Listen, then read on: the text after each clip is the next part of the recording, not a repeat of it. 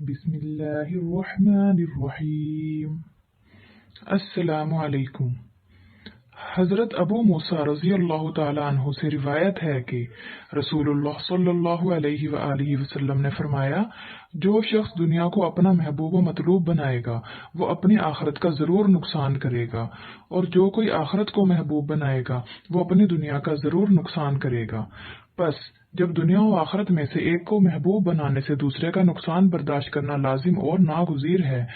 تو عقل و دانش کا تقاضا یہی ہے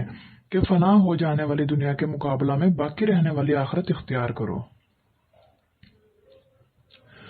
ظاہر ہے کہ جو شخص دنیا کو اپنا محبوب و مطلوب بنائے گا تو اس کی اصل فکر و سعی دنیا ہی کے واسطے ہوگی، اور آخرت کو یا تو وہ بالکل ہی پس پشت ڈال دے گا یا اس کے لیے بہت کم جد و جہد کرے گا، جس کا نتیجہ بہرحال آخرت کا خسارہ ہوگا۔ اسی طرح جو شخص آخرت کو محبوب و مطلوب بنائے گا اس کی اصل سعی و کوشش آخرت کے لیے ہوگی، اور وہ ایک دنیا پرست کی طرح دنیا کے لیے جد و جہد نہیں کر سکے گا،